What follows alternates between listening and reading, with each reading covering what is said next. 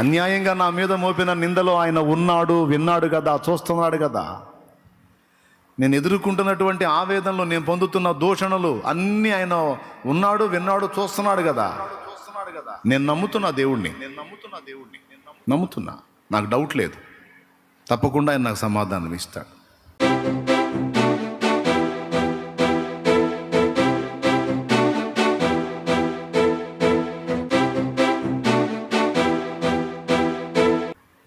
మనకున్న ఆర్థిక ఇబ్బందుల్లో లేడా? అప్పుల్లో లేడా? మనల్ని తిడుతుంటే జనం చూస్తా లేడా? ఉన్నాడా? నీకు దండం పెడతానమ్మా, ఉన్నాడు అని గట్టిగా అనండి. నీవు నింద మోస్తున్నప్పుడు ఉన్నాడా లేడా? నీకు అన్యాయం జరుగుతున్నప్పుడు ఉన్నాడా లేడా? నీకు నయవంచన జరుగుతున్నప్పుడు ఉన్నాడా లేడా? నువ్వు దిండులో ముఖం పెట్టి ఏడుస్తున్నప్పుడు ఉన్నాడా లేడా? నీ రహస్యం మందు నీవు కూర్చొని కుమిలిపోతున్నప్పుడు, నీ గుండె ఆర్ద్రతతో మండిపోతున్నప్పుడు ఉన్నాడా లేడా? ఉన్నాడు. ఇతరులు నిన్ను తృణీకరిస్తున్నప్పుడు ఉన్నాడు. నీ లేమిలో ఉన్నాడు, నీ కలిమిలో, నీ కొరతలో, నీ దరిద్రతలో, నీ శోధన ఘడియలో ఉన్నాడు. ఉన్నాడు అంటున్నావు, మరి ఉంటే ఏం చేస్తున్నాడు? చూస్తూ ఉన్నాడు. ఏం చేయాలో డిసైడ్ చేస్తూ ఉన్నాడు. నీలాగా నాలాగా ఆవేశపడ్డగా అన్నిటినీ ఎరిగి నీ కథను ఏ మలుపు తిప్పాలో నిర్ణయించే ఉన్నాడు. ఏ విధంగా నీ వేదనకు సమాధానం ఇవ్వాలో సిద్ధపరిచే ఉన్నాడు. నువ్వు ఇది నమ్మాలి అంటాడు. కానీ మనం సహజంగా ఏం చేస్తామండి? వేదన పడతాం, కృంగిపోతాం, డిస్టర్బ్ అవుతాం, చచ్చిపోవాలనుకుంటాం. కానీ నువ్వు నిజంగా దేవుని విశ్వసించినట్టయితే, నేను ఎదుర్కొంటున్న ఇంత వేదనలో దేవుడు ఉన్నాడు కదా, ఆయన చూస్తున్నాడు కదా. అన్యాయంగా నా మీద మోపిన నిందలో ఆయన ఉన్నాడు, విన్నాడు కదా, చూస్తున్నాడు కదా. నేను ఎదుర్కొంటున్నటువంటి ఆవేదనలు, నేను పొందుతున్న దూషణలు అన్నీ ఆయన ఉన్నాడు, విన్నాడు, చూస్తున్నాడు కదా. నేను నమ్ముతున్నా దేవుణ్ణి, నమ్ముతున్నా. నాకు డౌట్ లేదు, తప్పకుండా ఆయన నాకు సమాధానం ఇస్తాడు. ఆయన లేడు అనుకుంటే నేను కృంగిపోవాలి, కానీ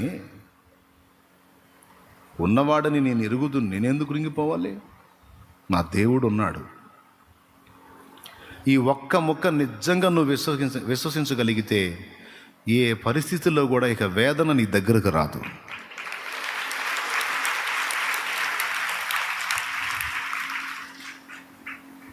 ఈ నిందలు క్రొత్తగా అనుభవించడం మొదలుపెట్టిన తొలి దినాల్లో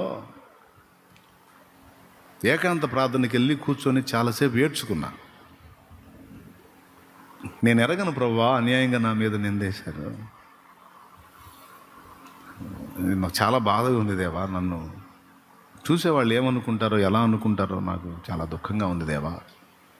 వాస్తవంగా నేను ఎరగను, నేను అది చేయలేదు, కానీ నన్ను అట్లా అన్నారు ప్రభువా అని ఏకాంత ప్రార్థనలు కూర్చొని ఏడుస్తున్నా. వాక్యం తీస్తే కరెక్ట్గా అదే మాట, మనుషులు పెట్టు నిందకు భయపడకు అన్నాడు. ఉన్నాడా లేడా? ఇన్ని పేజీలు ఉంటే, ఇన్ని మాటలు ఉంటే, నేను ప్రార్థన చేసి ఒక్క ముక్క నాతో మాట్లాడని ఓపెన్ చేస్తే ఆ మాట కరెక్ట్గా నా దృష్టి, నేను ఓపెన్ చేశాడు చూడు, ఆ దృష్టి అక్కడికి పోయింది. ఇంకంతే, మళ్ళీ మాట్లాడలేక నేను భయం వేసింది. ఆయన సన్నిధి నాతో ఉందని. మనుషులు పెట్టు నిందకు భయపడకు అన్నాడు. టప్మన్ మూసిగా స్తోత్రం చెప్తా కూర్చున్నా. హల్లెలూయా. ఎందుకు? నేనున్నా, చూస్తున్నా. డోంట్ వరీ, చెయ్యని. అసూయతో వాళ్ళు కల్పించేవి ఎన్నైనా కల్పించని. వాడిని ఎట్లా ఏడిపించాలో నాకు తెలుసు, నిన్ను ఏ విధంగా ముందుకు నడిపించాలో నాకు తెలుసు. ఎవడు ఎన్ని రకాలుగా మాట్లాడుకున్న ఇన్ని రకాల నిందా ప్రచారాలు చేసిన ఎవ్వడికి అందని కృపలో నేను నిన్ను దాచిపెట్టానన్నాడు. ఎవ్వడికి అందని ఇవ్వను నిన్ను. డోంట్ వరీ, వెళ్ళు, నువ్వు సాగిపో ముందుకి. తేడా లేకుండా చూసుకోపో, జాగ్రత్తగా వెళ్ళిపో ముందుకన్నా. ఎన్నిసార్లు నన్ను అట్లా ఆయన ధైర్యపరిచాడో, ఎన్నిసార్లు నన్ను అట్లా ప్రోత్సహించాడో, ఎన్నిసార్లు నా వెన్ను తట్టాడో ఆయన. ఎవరు లేని నిశీధిలోనా యేసు ప్రేమ కలయికను ఏనాటికి మారిపోనే క్రీస్తుని మమకారమును గుర్తు చేసుకో మనస గుండెలోన దాచుకో. మీకుందా అట్లా దేవుడు మాట్లాడి మిమ్మల్ని ధైర్యపరిచిన అనుభవం? మీకుందా? ఎంతమంది చేతులు ఎత్తారండి? నాకుందన్నా. ఎన్నోసార్లు నా గుండె తట్టి ధైర్యపరిచి, నా వెన్ను తట్టి నన్ను నిబ్బరపరిచి నిలబెట్టాడు నా దేవుడు. మరి ఉన్నవాడు లేనోడా ఏంది? గుట్టా పుట్ట చెట్టు సేవ కాదుగా, సజీవుడు. అన్ని కాలములలో, అన్ని స్థలములలో, అన్ని పరిస్థితులలో, అన్ని సన్నివేశాలలో ఆయన ఉనికి ఉన్నది. నువ్వు మంచి చేశావు ఒక వ్యక్తికి, ఎక్కడ చేసావు తెలుసా? రహస్యంగా కాదు, దేవుని పాదాల దగ్గరే చేశావు. దేవుని పాదాల దగ్గరే చేశావు. నువ్వు ఒక వ్యక్తికి హెల్ప్ చేశావు, రహస్యంగా చేశాను అనుకున్నావు. నేను రహస్యంగా ఇచ్చానన్నా, నాకు అన్యాయం చేశారు. నో, దేవుని పాదాల దగ్గర చేశావు.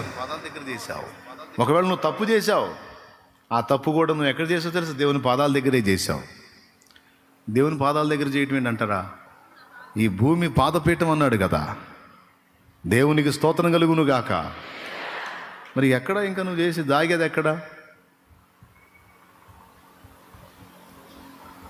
భక్తుడు పౌలన్న ఆ మాట చెప్తాడు, దేవుని దగ్గరకు వచ్చేవాడు ఆయన ఉన్నాడని, తనను వెతికే వారికి ఫలము దయచేసేవాడని ఫస్ట్ నమ్మాలి కదా. నువ్వు సేవకుడు అయి సేవ చేస్తుంటే ఆ సేవ కోసం నువ్వు పడి అగచాట్లలో గమనిస్తానే ఉన్నాడు ఆయన. ఆ పరిచర్య కోసం నువ్వు ఎన్ని పాటలు పడుతున్నావో ఆయన గమనిస్తానే ఉన్నాడు. అక్కడ కూడా ఉన్నాడు ఆయన. ఒక ఆత్మ కోసం నువ్వు పడుతున్న ప్రయాస, నువ్వు ఉండే ఉపవాసం ఉంటే అందులో ఉన్నాడు ఆయన. నువ్వు పొద్దున్న తినాల్సిన అన్నో మధ్యాహ్నం తినాల్సిన సాయంత్రం తినాల్సింది మధ్యరాత్రి తింటే అక్కడ కూడా దేవుడు గమనిస్తానే ఉన్నాడు. నా పని కొరకు, నా కొరకు ఎంత ఆశ, నా బిడ్డకి ఎంత ఆసక్తి, నన్ను సంతోష పెట్టాలన్న ఆరాటం ఎంత ఉంది నా కుమారుడికి, నా కుమార్తెకి. ఉన్నాడు, చూస్తున్నాడు. అది నువ్వు నమ్మాలి. కానీ మనలో చాలా వరకు ఈ నమ్మకాలు ఉండవు. అది ప్రసంగ అంశంలోని మలుపు. ఇన్ని ఉన్నాడని నేను చెప్పా కదా, ఇవన్నీ నమ్మటం అనేది మనకు కష్టం. ఎక్కువ శాతం మంది కొన్ని సన్నివేశాల్లో దేవుడు లేడన్నట్టుగా బాధపడే వాళ్ళు ఉంటే బరితెగించే స్థితి కూడా ఉంది మనకి. శ్రమల్లో ఉన్నవాడు కుమిలి ఏడ్చి చావా బతుక అన్న అన్వేషణలోకి వెళ్ళాడంటే, దేవుడిని ఎరిగిన వాడై ఉండి కూడా అలాంటి ఆలోచనలోకి ఒక వ్యక్తి వెళ్తున్నాడు అంటే నమ్మనట్టా? మరి ఆయన ఉన్నాడా లేడా? ఉన్నాడని నమ్మినట్లయితే అలాంటి ఆలోచనలోకి ఎందుకు వెళ్తారు? అంటే అన్ని వింటున్నారు, నమ్ముతున్నట్టే ఉంటున్నారు, కానీ విపత్కర సమయాలలో నిజంగానే దేవుడు ఉన్నాడని నమ్మలేకపోతున్నారు. మన ఒరిజినాలిటీ బయటపడేది అక్కడే. అక్కడే దొరికిపోతాం దేవునికి మనం. ఓకే, బాధలలో కృంగిపోతున్నాము అంటే దేవుణ్ణి అనుమానిస్తున్నాము, దేవుడు లేడనుకుంటున్నాం కాబట్టి కృంగిపోతున్నాం. ఆయన ఉన్నాడు, నాకు తోడై ఉన్నాడు అని రూఢిగా నువ్వు నమ్మితే ఏ శ్రమ కూడా నిన్ను కృంగజేయజాలదు.